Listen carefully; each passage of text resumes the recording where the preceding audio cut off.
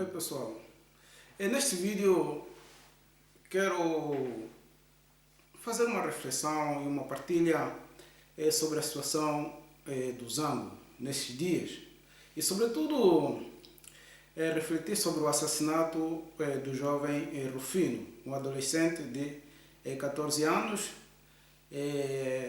morto em casa por militares que se dizem serem do posto de comando unificado.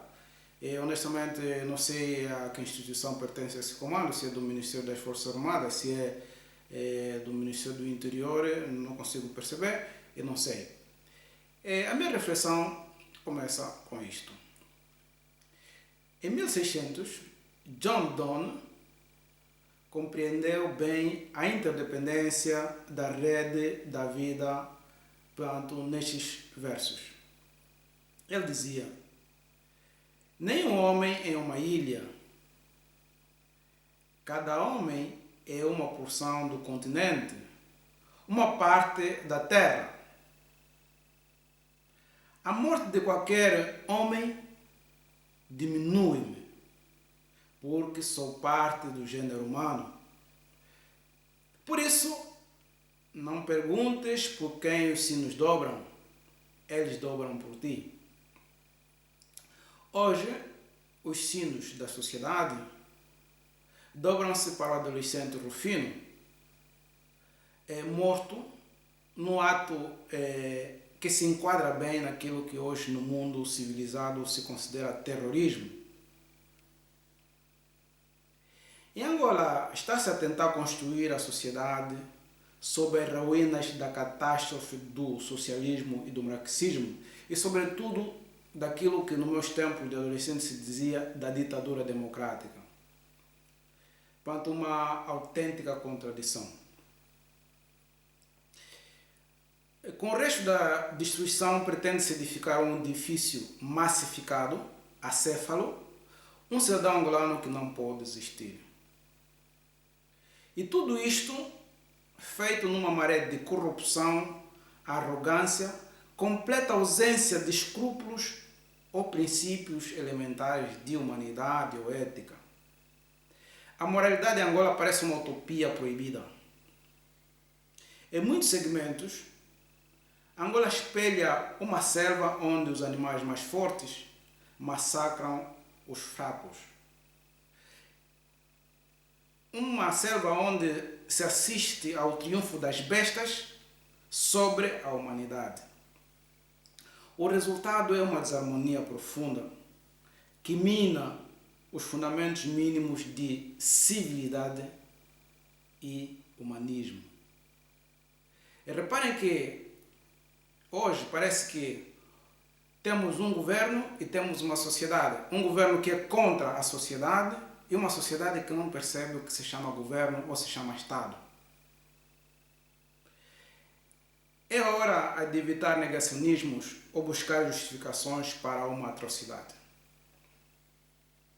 Mas, sobretudo, hora de refletir com ponderação, juízo e respeito próprio, porque esta situação pode fugir do controle. A honestidade intelectual convida aos que falavam de um grupo que pretendia arrastar ou trazer as primaveras árabes para Angola a ler e a pensar na história e nas razões das primaveras árabes, sobretudo na sua gênese. Portanto, o que provocou a primavera árabe ou a Revolução Jasmine na Tunísia. A literatura é grande e está disponível. É uma questão de ler e tirar as conclusões. As tradições do povo angolano devem ser absolutamente respeitadas. As terras são dos nossos antepassados. O povo não conhece nem entende as complicadas leis que este governo está a elaborar. Honestamente, é difícil. Juristas vão para a televisão tentar explicar coisas, portanto, é muito difícil entender o que se pretende. Por vezes parece dizer uma coisa e depois entende-se bem outra coisa. É como se dissesse liberdade mas se lesse escravidão. Ou é como se escrevesse escravidão e se lesse liberdade. Por exemplo, essa zona econômica especial, de onde são? Os avós dessa gente nasceram onde? Quando se dizem propriedades dessas terras. Usurpar o terreno do povo é um crime que nós reclamamos. Nós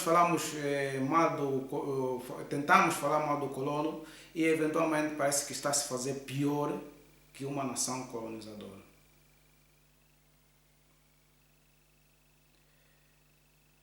Destruir a casa do pobre, tirar-lhe a terra, é despilo de qualquer dignidade. As nossas terras estão ligadas à nossa terra, à nossa história e à nossa identidade. No início da Constituição da República de Angola, fala-se do respeito e da preservação das tradições do povo angolano. Se o que está escrito simplesmente significa o que qualquer pessoa pode ler, então estamos a atropelar absolutamente tudo. As histórias de usurpação de terras começam do sul de Angola e se espalham por todo o país, nem a primeira vez nos Zango. Existe em Angola o que se diz, portanto, separação de poderes. Na minha pobre e eventualmente leiga leitura, parece-me que é simplesmente e restritamente dever do tribunal ou das instituições jurídicas velarem e notificarem pessoas. Se cada empresa tiver que notificar e marcar datas para demolir estruturas, portanto, estamos perante uma situação de anarquia. E levar militares, soldados armados no sítio para coagir o povo a um determinado comportamento, isso chama-se terrorismo. Ao menos nas sociedades civis, na sociedade civilizada, isto é terrorismo. Disse que esse grupo é liderado por um general. Eu cresci com o MPLA e aprendi a respeitar as instituições, aprendi a respeitar os soldados pelo sofrimento, pelo heroísmo. Mas a história dos últimos tempos dos generais é uma situação que faz refletir. E aqui deixo um recado aos senhores generais. Não sou contra ninguém. É uma questão filosófica, é uma questão antropológica. Os generais são simples seres mortais, sujeitos à caducidade. O devir não passará pelos senhores. Portanto, os senhores vão envelhecer, os senhores vão morrer. E era importante que aprendessem da história e tentarem deixar uma marca de heroísmo pelas vossas virtudes humanas, pelo sentido de justiça, pelo sentido de solidariedade e, sobretudo, também pelo sentido de busca do bem comum. A história é implacável. Evitem a humilhação na vossa velhice. Muitos generais de ferro do passado estão a ser julgados aos 80 e 90 anos. Eu acredito que isso é uma grande humilhação. Cada um de nós deve lembrar-se sempre que é um simples ser mortal, um ser caduco. O sangue dos mortos não morre, mesmo que se justifique legalmente. A lei não se impõe à moral. A lei não se impõe à ética. E, sobretudo, existe uma coisa no ser humano, é a consciência. A consciência é um juiz implacável. A vossa consciência não vos deixará em paz. Paz, a alma do Rufino, foi ceifada a uma alma inocente. E justamente se formarão opiniões, mas era preciso que desta vez a nossa sociedade parasse e refletisse. Por esta via, vamos mal. temos que pautar por buscar aquilo que são os valores das nossas tradições, o valor da solidariedade, o valor da comunidade, o valor da subsidiariedade e, sobretudo, trabalhemos para deixar o mundo um pouco melhor daquele que encontramos. Porque esta Angola não é a Angola que sonhamos. E creio que muitos generais que estão aí, eventualmente também não é esta Angola pela qual passaram fome, sofreram chuva e muitos perderam os melhores anos da sua vida nesta luta.